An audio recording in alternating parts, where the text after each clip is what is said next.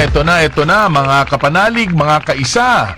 Ito na naman po tayo sa isang hapon ng pakikiisa sa Aksyon ACN. At maganda't kompleto kami ng partner ko ngayon. Yeah, magandang hapon po mga kapanalig, mga kaisa. Pagpaumanhin niyo po ang aking boses.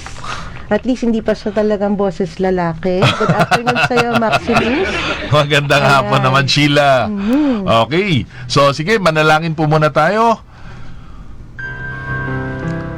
Salamat, Panginoon, sa aming muling pagtatanghal ng Aksyon Aid to the Church in Need, Aksyon ACN.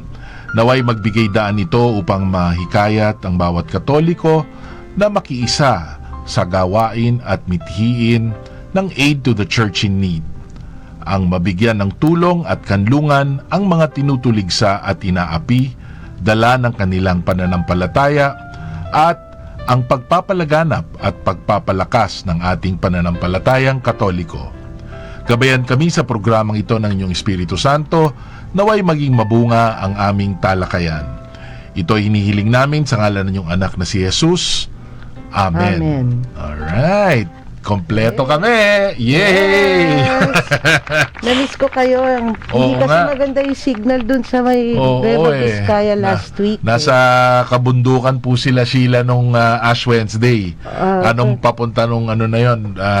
Umuwi nga sila para makahabol sa Ash Wednesday. Pero it's good to be complete. Matagal ho kaming hindi na kompleto ng aking kapartner. So, nakatutuwang magkasama kaming muli ngayon.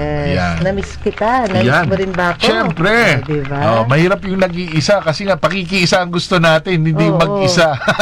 Totoo yan. Diba? Okay. So, ngayon pong hapon na to, maganda po yung magiging talakayan natin.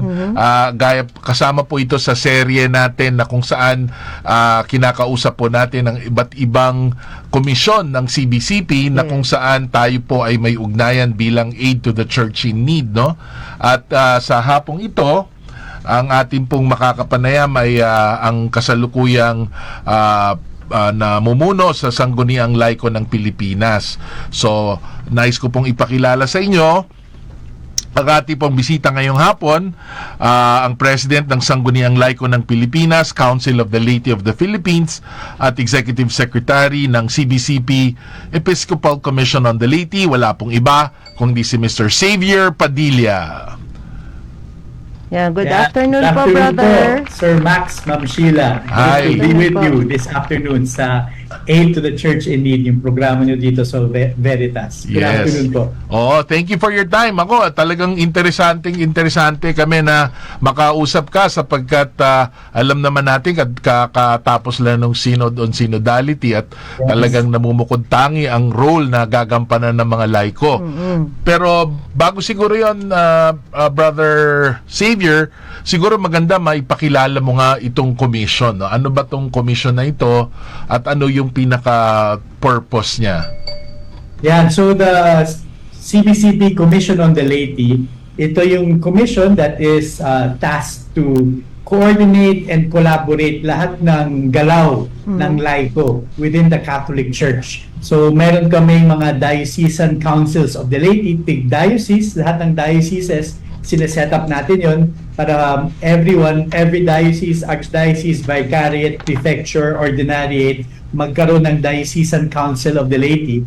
Tapos din yung mga national lay organization. So kung yung organization are in 10 or more dioceses within the Philippines, pwede sila maging member ng laiko. And we coordinate and collaborate yung cooperation ng DCL, so yung mga tao sa dioceses plus the lay organizations. So kami po yung lay arm ng CBCP.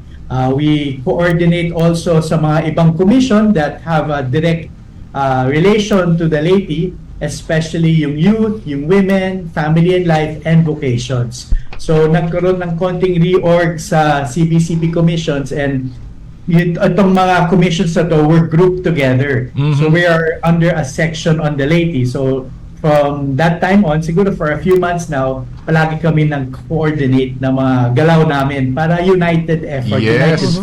Tama naman. Tama naman po yun. At maganda, yung iba hong binanggit yung komisyon, di pa ho namin na itatanghal dito, pero baka kaasa kayo, maitatanghal natin yan dito sa programa. Sige, tulungan ko kayo na i-guess sila. Yan. Ayun. Okay. Brother Xavier, itanong ko lang po, gano'n na po ba katagal itong commission na ito? Ayan, magandang tanong yan, Ma'am Sheila. 75 years na. Wow. 75 Diamond. years na yung LICO, yung Council of the Laity of the Philippines. We were established 1950. Ano pa siya dati? Catholic Action of the Philippines. So for around 50 years, Catholic, or 25 years, Catholic Action of the Philippines siya. Tapos naging Council of the Laity of the Philippines na rebrand siya or na rename. And then naging Tagalog. So I think in 1997, around that time, naging Sangguniang Laiko ng Pilipinas. So we're celebrating our 75th year this year. Okay. Ayan. Lahat po ba ng mga dioceses ng simbahan meron na siyang branch ng Sangguniang Laiko? Yan ang inaayos namin. So for the past year, so nag-start ako po ng term ng presidency last January. And umiikot kami sa lahat ng regions. So for the past 14 months, umiikot po kami. Kasi sabi namin, how can we celebrate 75 years Yes. kung hindi lahat ng diocese may diocesan council of the laity? So far, we've reached 54 dioceses. So may group namin, may conference kami per region. Just last weekend po, nasa Baguio kami. We met the Northern Luzon dioceses. And so we have mga 33 more to go. So we have a few more regional conferences na gagawin before mid-year, before June this year. So by that time, sana ma-reach namin lahat ng 87 dioceses. Ang dami na pala, no? Madami. Pareho tayo. Dumadagdag pa. Pareho tayo. At kami rin dito sa ACN ay umiikot upang maitaguyod nga yung ACN sa bawat diocese din. No? So we're in the same path, ika nga, Brother Xavier. But, para malinaw lang, meron tayong Episcopal Commission on the laity, and then yung Council of the Laity or yung LICO na tinatawag na organization, yun ang isang nabuo na organization na bukod dun sa commission, or one and the same yun? Well, one and the same. Kasi yung commission po, yun yung mga bishop. So the Alright. bishops make up the CBCP Commission on the Laity. Yung chairman namin, si Bishop Severo Caermare Yes, of Dipolog. And Yes. yung LICO as an organization, kami yung lay arm. So parang implementing arm Okay. ng Commission on the Laity. Yeah. Sige. Ayan. Pero ano po ba ang relasyon ng LICO, no, sa mga iba't ibang church entities? Katulad ng ibang commissions, we coordinate with the different commissions. We also coordinate with yung mga iba't ibang bishop in the different dioceses. So, palagi naman natin naririnig when an issue comes up, ano yung stand ng laity, anong ginagawa ng laity. So that's what we try also to collaborate and release statements on. Kasi nga, when we talk about the Catholic Church, gusto rin marinig yung boses ng LICO. So we Yeah. try as much as possible to get our voice heard out there. Ayun. Ano bang layman's definition o pagpapaliwanag? Ano ba ang LICO? Sino bang LICO? Magandang tanong yan, Sir Max. Yung LICO talaga is every Filipino, well, in the Philippines, every Filipino Catholic na baptize. By virtue of our baptism, we are part of the laity. Pero in terms of the organization, kailangan maging, well, everyone is a member of a diocese. Pwede ka rin maging member of organization. So yung goal namin na lahat ng laity, lahat ng baptized Catholic laity, bumalik sa simbahan. Kasi nakikita naman natin maraming Katoliko in name, pero hindi naman sila nagsisimba. So yun yung goal namin din for the past 14 months. Nagbibigay kami ng formation, ng programs, ways to bring back the Catholic laity to church, to an active presence in the church. Ayan, ang dami-dami ng mga organizations, brother, ng ng mga LICO. Sa isang parokya lang, 'di ba? Meron diyang kunyari yung sa mga nagse-serve, 'di ba? Parte ba yan ng organisasyon ng mga LICO? yung mga kumakanta, tama, Mm-mm, 'di ba? Yung mm-mm. sa music ministry nila, sa social services nila. Those are part of being a laiko, tama ba, brother? Yes, oo. So, may mga services within the parish. So, yung mga lay minister, mga collector, altar server, lahat yan laiko din. Ayun. So, usually, they're under the management of the parish pastoral council. Tapos yun din, yung part ng diocesan council of the laity. So, iba't ibang din structure per diocese. Mhm. Ayun, 'di ba? Sige. Okay, so mukhang maganda pang himayin natin ng konti para mas lalo nating maunawa at maintindihan ano ba ang role nga ng commission at ng laiko, no? Siguro mag-break lang po muna tayo sa ating pagbabalik. Alamin po natin ng ano pa yung mga programa ninyo sa ngayon. Yes. Brother, marami po pa kami itatanong sa inyo. Magbabalik po ang Aksyon ACN. Tilan, Veritas 846, New Fire Prevention Month. Ako'y katolikong nakikisa into the church in need. ACN, Aid to the Church in Need. Aksyon ACN, ako'y katolikong nakikisa.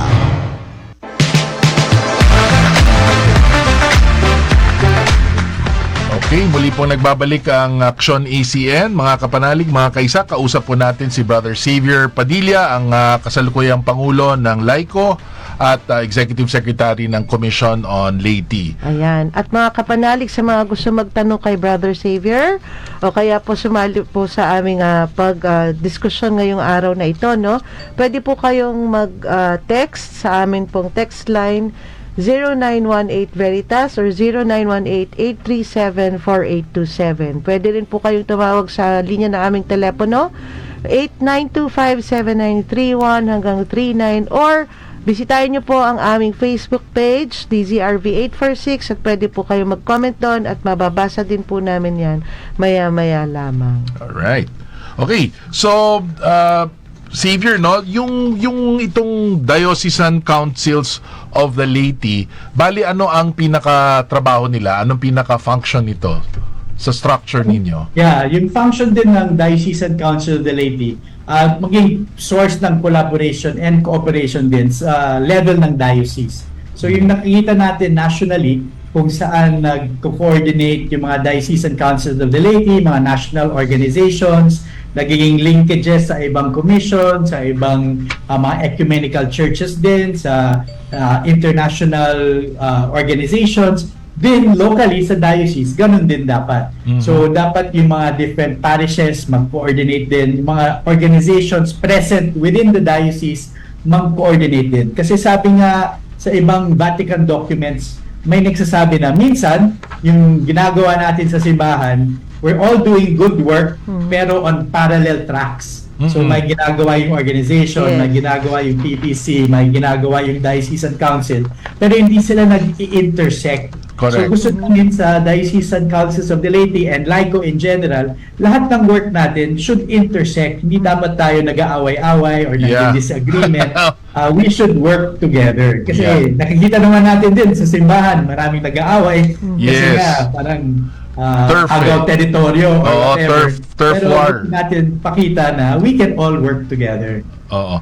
Yung sa parokya, so sa taas, sa Diocesan Councils of the Laity, sa parokya, ito na ba yung pastoral councils? Ito na ba yun? Yes, opo. Yan na So yun, yung ano? PCL is a diocesan structure. Mm-mm. So pagdating sa parish or vicariate, local organization Yung na mga pastoral council. yan. Yun na Pastoral yun. Council.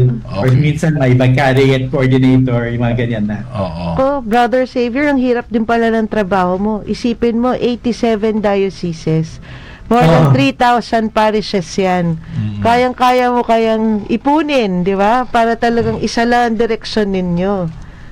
And challenging po, Yes. challenging. Pero sabi ko nga, 75th year na namin, pero a lot din ng dioceses, ng provinces, hindi pa alam yung trabaho ng laiko. Kaya yun yung ginawa, kasi especially after nung pandemic, maraming nangyari. So that's why for the past 14 months, umiikot tayo. Tapos yung reception naman maganda.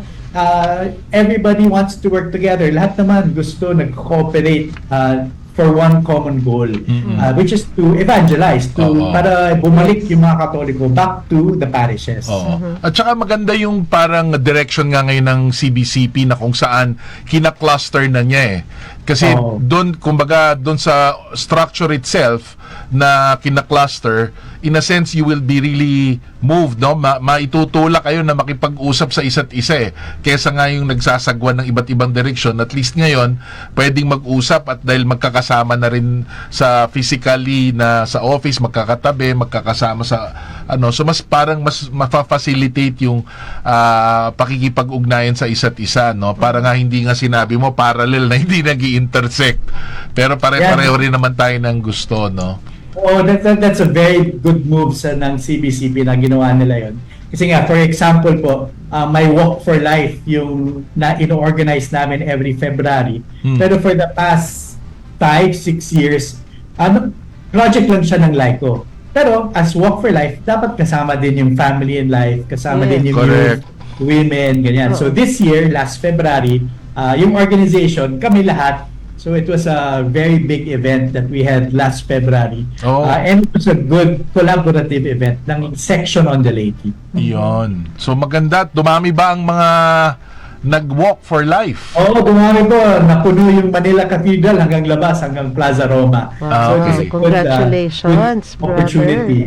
Ayan. So nako maganda talaga yung nagkakaroon ng parang synergy, no? Nagkakatulong-tulungan. At alam ko siguro pati yung Commission on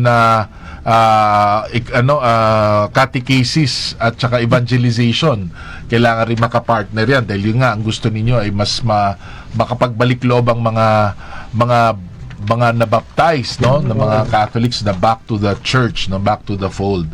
So ang ganda niyan. Yeah, maganda din po, Sir Max, na kasi lahat ng commission may executive secretary. So lately din, palagi kaming nakikita.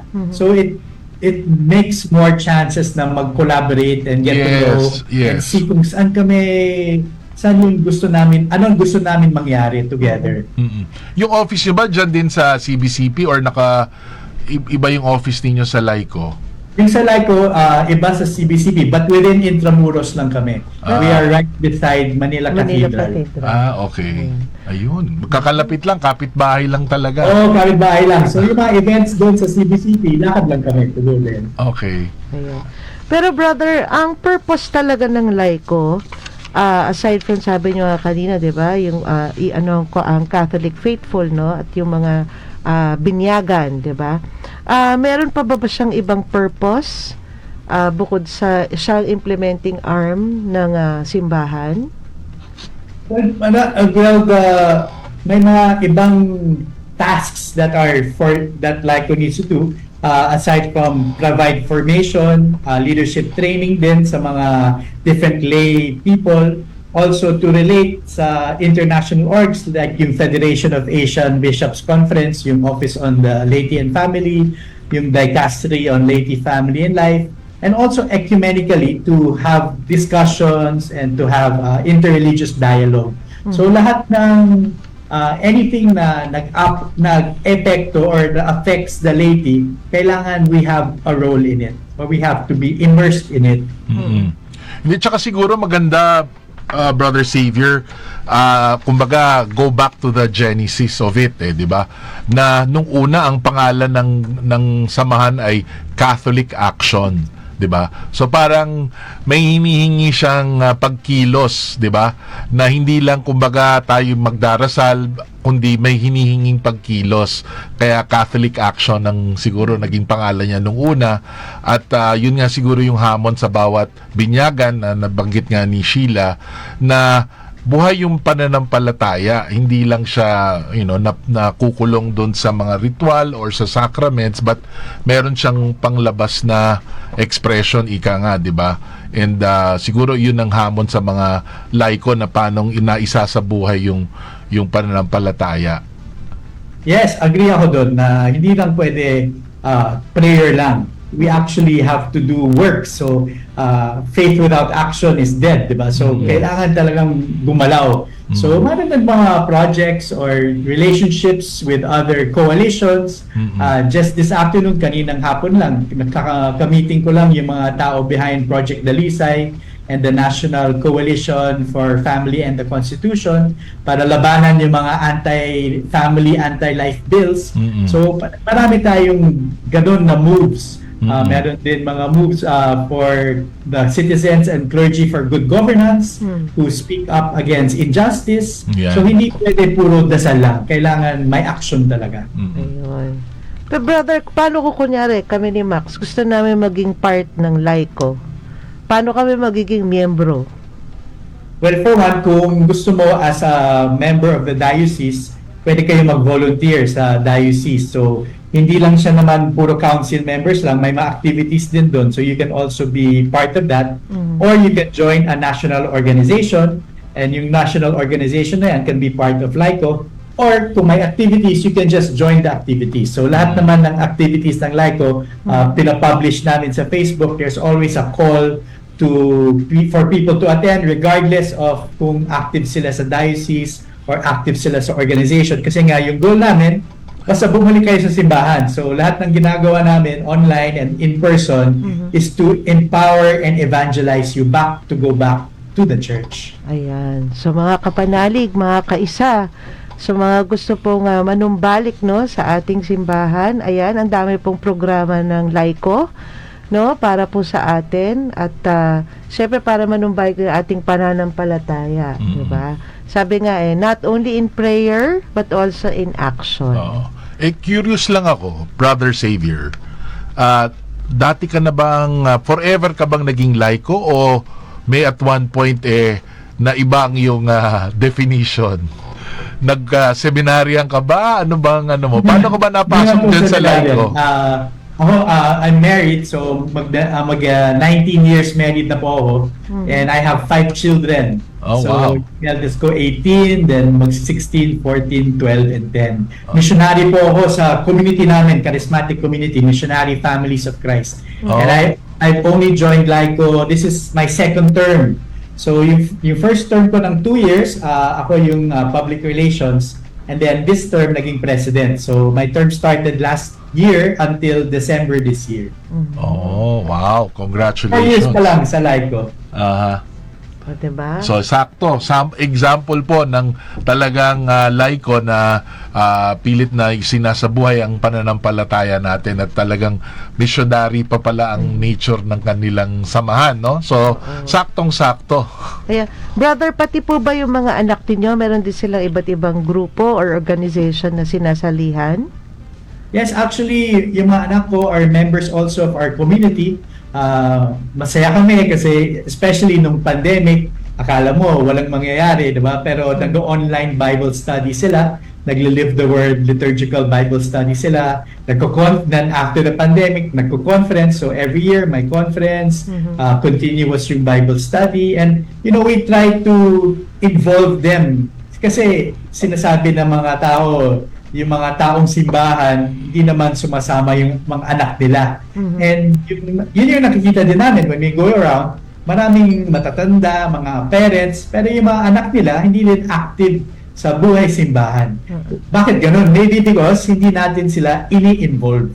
So, yung kabisihan ng work dito sa LICO, kailangan ko i-involve yung asawa ko, yung mga anak ko para hindi sila magalit, hindi sila magtampo.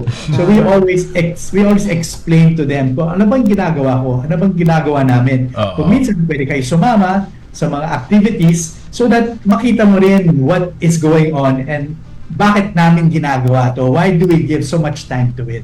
Ayan, very interesting, brother, no? Ayan, at marami pa rin po tayong mga katanungan kay Brother Xavier. Sa mga gusto pong sumali sa ating diskusyon, again, pwede po kayo mag-text sa ating text line 0918 Veritas o kaya po tumawag kayo sa 08925 7931 hanggang 39. Yan. Babalik po ang Aksyon ACN. Spirit FM Rojas sa Roman Catholic Archdiocese of Capiz. sa DZNS 963 AM ng Vigan, sa Roman Catholic Archdiocese of Nueva Segovia, at sa DXGN 89.9 Spirit FM Davao sa Davao City, at ang bagong-bago pong kasama natin ngayon ang DWAL FM 95.9 Radyo Totoo Batangas. Yan po. Yan. Maraming salamat po sa panonood din sa ating programang Aksyon ACN. Ayan.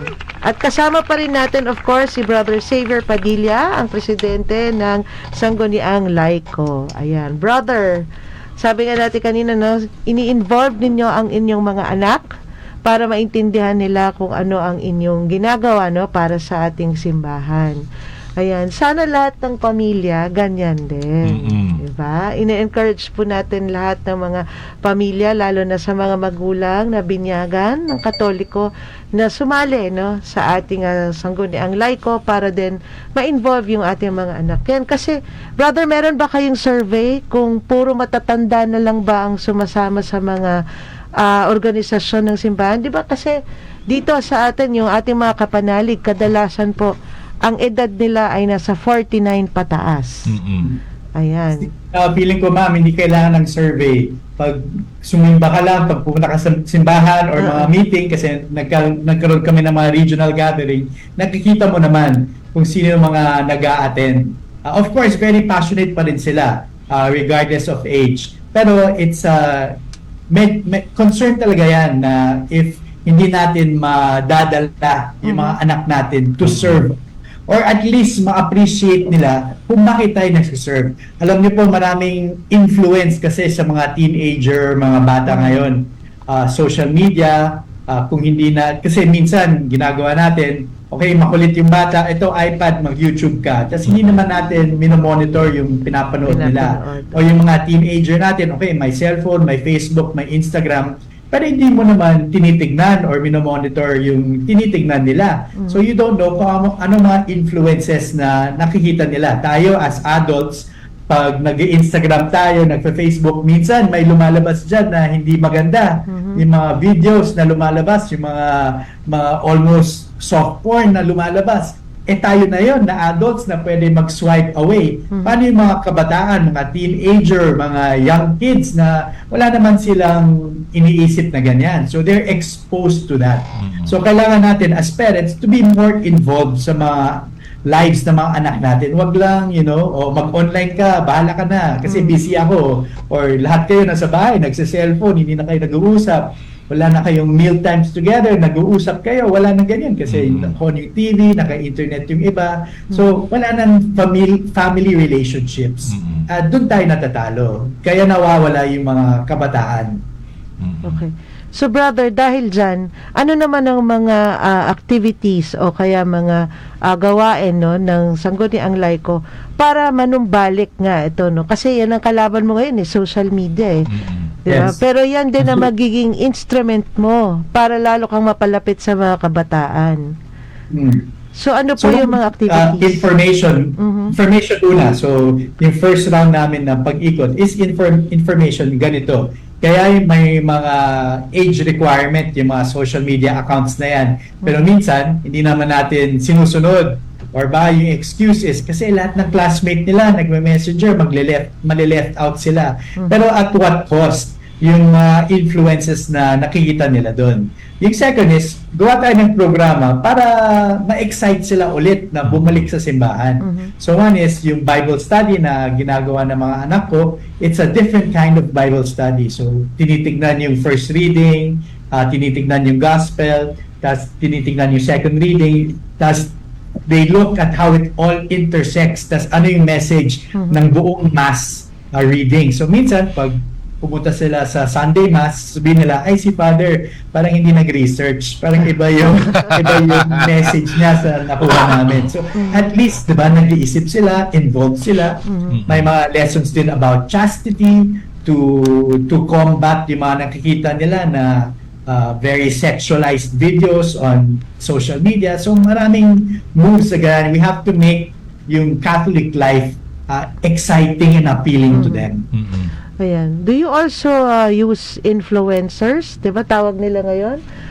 sa mga vloggers, mga influencers para lalo tayo makahikayat ng mga kabataan. Or Well, ito namin, organic. Yung sinasabing organic kasi iba din yung mag-hire ka ng influencer or kausapin mo, i-feature mo naman to. Then someone na coming from the ground kasi na-experience nila, inspire sila, tapos mag-vlog sila or to talk about it. So yun yung mas maganda na gusto namin mangyari. Ayan. Diba? Actually, kanina yung binabahagi mo, Brother Xavier, kung ano yung ginagawa ninyo bilang pamilya, no? Para mahikayat nga yung sarili ninyong mga anak. Siguro, karamihan ng mga pamilya, gusto rin gawin yan pero lack of siguro knowledge or tools, Yes. 'di ba? So yung mga pamamaraan ninyo, ito po ba ay madaling magaya o ma-source ng mga gusto ring pamarisan ng inyong pagdala sa inyong pamilya para nga magkaroon sila ng opportunity na mahikayat ang kanilang mga anak? Yes, actually, madali lang siya. I mean, technically, madali lang siya. Pero nakita naman natin, as let's say, tatay ako, Filipino fathers, hindi masyado tayong relational sa mga anak. Nakikita naman natin yan. Generational yan. Yung mga tatay, wala masyadong relationship sa mga anak nila. So we have to break that. So yung kasi as a LICO, we had a statement about comprehensive sexuality education, yung mga ganyan. So, kailangan ko rin i-explain sa mga anak ko, kung bakit yun yung stand namin. So, we have to talk about premarital sex, we have to talk about contraception, we have to talk about same-sex marriage. So, kasi kung hindi nila marinig yun galing sa atin, where will they hear it? Mag-YouTube sila, or mag-Instagram, mag-Facebook, yung matutunan nila doon, baka hindi yun yung gusto natin na maituro sa kanila. So we have, even if we feel uncomfortable, kasi hindi tayo sanay doon but we have to be the ones to teach our children kung ano yung tama, ano yung good values, ano yung moral na ways of thinking, yung mga issues na nangyayari today. Kailangan talaga, we study and we get over our insecurity or our feeling of, ang awkward naman ito. Pero kasi kailangan kasi kung hindi galing sa atin, then galing kanino. Yeah. Pero mayroong mga resources na available, let's say, that you can tap or review, let's say, or get some help sa Samahang Laiko. Yes, marami kaming resources. Alright. So aside from on our social media pages, may mga video, pwede nyo rin kami i-PM on any of our social media and we will help you with any course or foundation or teaching that you need. Kasi yun din yung isang promise namin sa mga dioceses and organizations. Kung anong kailangan nyo, we will find resources to help you. Kasi may network kami. So, let's use the network. Oo.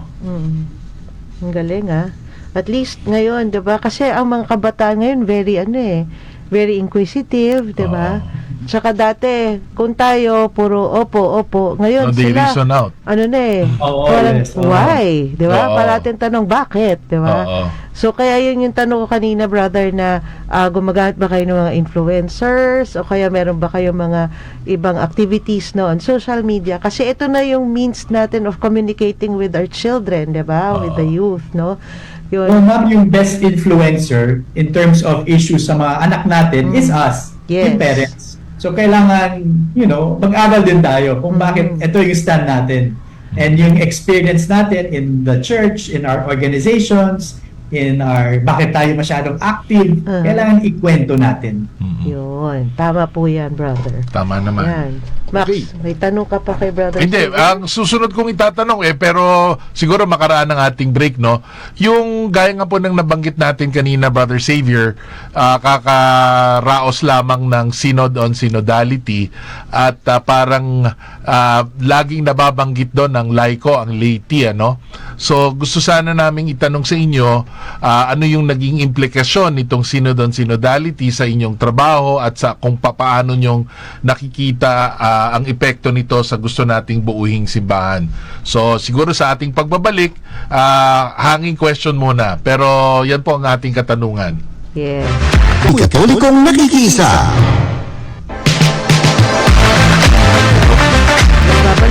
Action ACN.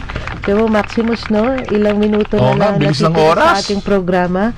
Pag very interesting talaga ang topic, no? Kulang Kulang. ang ating oras. Oo. Ayan. At brother, merong hanging question sa'yo si Oo. Maximus kanina. So, yun nga po, katatapos lang ng Synod on Synodality at gaya nga ng nasabi ko, malaki parang ang role ng laiko, ng laity dito. So, ano ang implication nito, Brother Xavier, sa inyong work dyan sa commission?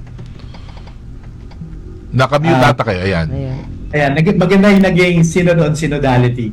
Kasi tinanong tayo kung ano yung mga opinion natin on certain aspects. So yung laity sa dioceses and even or sa organizations, talagang we had sessions to answer yung mga questions. Ang daming questions nun para round 1 and round 2. So it gave us a voice. So magandang, well, people say, my voice naman yung laiko, bakit kailangan ng synodality? Pero sa totoo lang, minsan, wala talaga tayong voice. Kung anong gusto ng priest or bishop, yun lang yun. So yung synodality gave us more of a voice. And even yung mga topics na sensitive, yung mga same-sex unions, ganyan, we were even had special sessions na inorganize ng CBCP to talk about those things. Now, yung ginagawa namin is yung second step nun, after hearing our voice, after submitting our suggestions and getting the feedback, ngayon, it's time to act. So, hindi lang siya synodality in terms of magsilatalagka tayo, magbigay ng opinion. Now that lumabas yung result, ano nang gagawin natin? So that's what we're doing now. Hindi lang siya synodality in terms of talking and discussing, but now it's action. Okay. Brother, dun sa, sabi nyo kanina, may mga tanong, no? Madaming katanong. Ano yung mga significant questions that you would like to address, no? Within the year and as you being the president of Sangguniang Laiko ng Pilipinas ngayong taon na to? Well, one question or one goal na gusto talaga namin mangyari is to have more engagement down the line, all the way to the grassroots. So, umiikot kami, do per region yon, tapos sinasabi ko sa kanila, pag kailangan mo kaming pumunta even to the grassroots, open and ready and willing. Because we want to give everybody the chance na makinig or marinig yung mga formation na pwede namin ibigay. So in terms of new evangelization, in terms of living Christ and sharing Christ, in terms of chastity formation, Bible study, lahat to may programa yan na pwede namin ibigay for free. So yun yung gusto namin mangyari. Kasi lahat, all the reasons, all the procedures, nandito na yan nandyan na. Kailangan lang i-implement.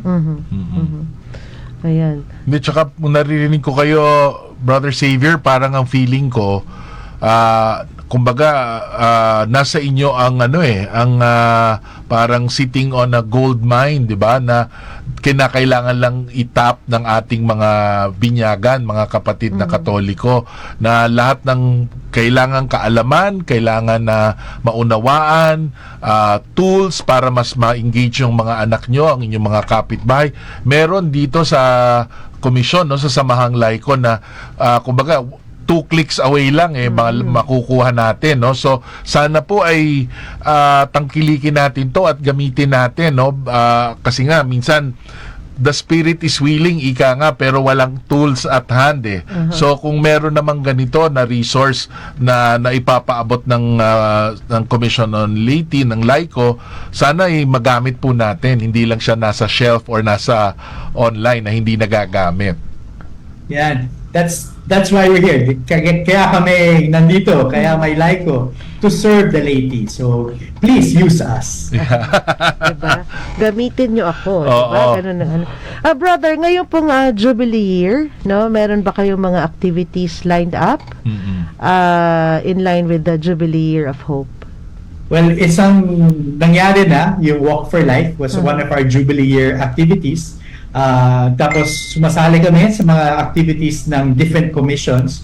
So each parang every few weeks may Jubilee year of a certain aspect or certain part of society. So doon kami sumasali. And then this October, may anniversary/Jubilee year celebration of Laiko and our biennial convention. So all in one. this October, Jubilee, 75th year, and our National Convention. Ayan. Nice. And congratulations again. 75th year, parang diamond year na yon, di ba? Oo, diba? So, diamond Yes, anniversary. thank you. Yeah. Brother, tanong ko lang, ilan na po ba yung mga miyembro ng Samahang Laiko? Kasi parang napakadami ng activities nyo lined up, no? And I'm sure it will entail a lot of members, no? To collaborate with you para talagang ma-reach na yung grassroots na sinasabi natin. So, we nagre-rely kami sa mga diocesan councils of the laity, that's one. So, ngayon, we reached 55 dioceses so far. Tapos 54, tapos 33 more to go. Pero sa 33 na yon, meron nang naka-organize na DCL. I-revisit lang. Uh-huh. And that's meron kaming about 56 national organizations. So yun yung mga katulong namin to really push yung mga programa ng LICO. Ayun, ang dami, di ba? Dami. Ang laki kasi ng ng role talaga ng LICO, no? At sabi nga nila, kulang ang pare, kaya kailangan ang LICO ang mag-i-implement talaga. Oo. Kasi kung titingnan mo talaga, tayo yung base yung mga laiko, di ba? So talagang tayo yung kumbaga tayong pundasyon ika nga, no? Doon naka-base ang ating simbahan. So kailangan talaga malaki ang role na gagampanan sa tulong of course ng ating mga kaparian, ng ating mga obispo. Yes. So parang one church nga tayo, no? Kaya magkakaisa po. Yan ang natin. And Panawagan. 99% ng church is lay. Yan. Yes. So, Oo. one priest, maybe 30,000, 40,000 lay people. Kailangan talaga ng tulong. Oo. Pwede na iasa sa parilan. Oo. Hindi, tsaka yun nga, parang balikan nga ulit yung Catholic action, di ba? Kinakailangan may ambag din tayo, may tulong tayo sa ating simbahan kasi yun naman ang panawagan din na pare-pareho nating pinapanday ang ating simbahan, di ba? Na hindi lang yan nakaasa na, yan naman sa mga pari na yan o sa mga, hindi ho gano'n, no? Kinakailangan tayo po ay bahagi ng simbahan at kaya nga, yan ang tinataguyod nila Brother Xavier sa kanilang komisyon. Ayan. Na maunawaan natin ito at maisa puso at maisa buhay. Yes, kaya mga kapanalig, no, mga kaisa, hindi lang po pagsisimba ang kailangan nating gawin bilang mga Katoliko, kundi sumali rin po tayo, no, sa pagpapalaganap ng magandang balita in all ways that we can help, no, the church. Para kasi tayo 'yun Oo. tayo ang simbahan, tama ba, brother? Amen. Tayo yun. Kailangan may action talaga. Ayan. Kasi hindi lang pwede na pumasok sa simbahan, magdasal, tapos paglabas mo, wala kang gagawin. Oo. So, parang we need to be witnesses. Kailangan maging Ayun, witnesses tayo. witnessing, yan, Yes. importante.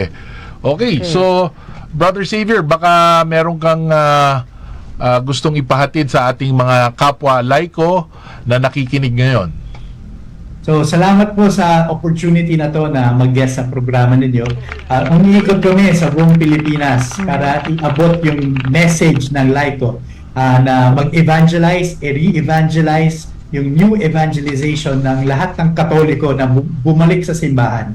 So, kung may representative kayo na pumunta sa regional conference namin, may mga tools sila na nabigay namin na pwede nyo gamitin. And if you need training na i-implement yon, please message us at pupunta kami sa inyo para i-train kayo. Ayan. Ayun. So, ang panawagan in short ni Brother Xavier, use us in the Commission of Laiko. Ayan. Okay. So, maraming salamat and good luck sa inyo sa inyong pag-iikot sa ating mga dioceses. Safe travel sa inyo. 30 plus pa ang kailangan mong ikutin, Brother Xavier, no? So, madami-dami Max, pa. ilan Ganon pa? din. Mga 30 pa din. Pwede pala kayo magsabay Pwede tayo sa mag-tandem. pag-iikot? Sabay tayo. Oo.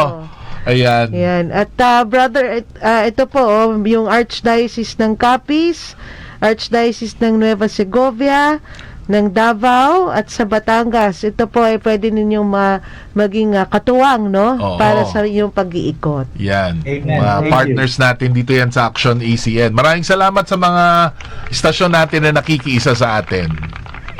Okay, maraming salamat po and more power sa inyo. And regards kay Bishop Ver Caermare, ang chairman po ng Commission on the Laity. Yan. Ayan. At habang may oras pa tayo, babatiin lang po natin ang ating mga texters. Ayan po, galing po kay 1068. Yan, maraming salamat po sa pakikinig, Brother Louis Santos, no, sa Chapel ng Eucharistic Lord of SM Mega Mall Mandaluyong. Ayan, Yan. At meron pa ho tayong isa, si 3763, hoping the lahat ng parish head has the same mindset of Brother Savior. Ayan. Kanina po mga kapanalig, mga kaisa, sinasabi na po ni Maximus, parang bait-bait ni Brother Savior. Pangalan na pangalan pa lang. Yes, diba? Pang-santo na. Saktong-sakto po yun. Kapag nag-explain siya malamang sa lahat ng mga dioceses, no? Oo. Talagang mapapa-oo ka. Correct. Kasi napakaamo ng kanyang mukha. Hindi, tsaka ang nakatutuwa kay Brother Savior, talagang, kumbaga, charity begins at home. Yes. Ika nga, di po ba, mga kapanalig, mga kaisa, bago siya naghayag o mission sa iba, binuo muna niya yung kanyang pamilya at solid na solid sila. Sabi nga niya, nauunawan, napapaliwanagan niya ang kanyang mga anak, at dahilan dito, nabubuo at nagiging solid ang kanilang pamilya. At yun na nga, parang mahirap pong ituro yung hindi mo alam eh. Yes. At kaya maganda yung kay Brother Savior na talaga may patotoo siya dahil siya mismo ginagawa niya yon. At yun din po ang hinahanap sa atin ng mga laiko, no, na isabuhay natin ang ating pananampalataya. Mahirap po magturo ng hindi naman bukal sa atin, di ba, na hindi rin, wala rin tayo. Mahirap po ituro yon, no. So siguro umpisahan natin sa ating mga sarili, Yes. no. Sariwain natin ang ating pananampalataya. Ang unang-una rito ay magkaroon tayo ng regular prayer life, no, na kung saan dito natin mas makikilala at hopefully ma-in love sa ating Panginoong Jesus, at dyan na nag-uumpisa yan, di ba, sa love. Sabi nga nila, charity and love begins at home. At home. Ayan. Ayan. And home is where the heart is. Oh, Ayan. diba? Napaka-ano natin ngayong araw na to, Maximus. Tapos na po ang February, kaya, pero hindi. Pero seriously, yun po yun talaga, no? Yan ho ang panawagan sa atin ng ating pananampalataya. Sana po itong ating kwentuhan dito sa ating Aksyon ACN ay somehow na napukaw ang inyong damdamin, no, na sana nga siguro magandang sariwain natin ang ating pananampalataya at hindi lang tayo binyagan in name but binyagan in action. Yes, sabi nga nila, pagbabalik loob kay Lord. Amen. Ayan, 'di ba? Kaya mga kapanalig, mga kaisa, ayan, maraming salamat po sa panonood, pakikinig ngayong araw na ito. At again, thank you very much kay Brother Savior Padilla, no, para sa isang napakagandang diskusyon, no, at ang importansya ng role ng laiko, no, sa ating simbahang Katoliko. Okay, ako naman sa atong mga kigsuunan diha nga naminaw diha sa Visayas ug Mindanao. Salamat sa inyong pagsuporta. Ayo-ayo mo diha. Ayan. At sa magsisimba po, ang ating pong Mass Presider ngayong araw na ito sa ating Healing Mass ng alas 6 ay si Father Rafael Rodriguez ng Patchem. Ayan. Kaya mga kapanalig, mga kaisa, ang ating panalangin para sa ating pasasalamat sa ating programang ito. Okay. At dyan po nagtatapos ang ating programa. Ang lahat ng ito at Maiorem Dei Gloriam, AMDG, for the greater glory of God. Our Lady of Fatima, Pray for us. live Jesus in our hearts forever. Amen. Amen. Ito po ang iyong lingkod, Maximus Ventura. Ako'y Katolikong nakikiisa. At ako naman po ang inyong kapanalig, Sheila Makabuhay, nagsasabing, sumainyo ang katotohanan.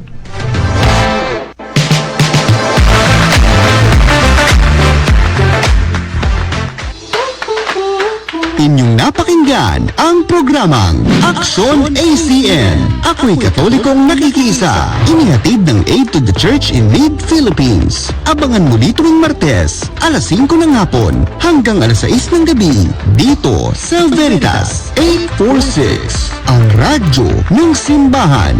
Aksyon ACN.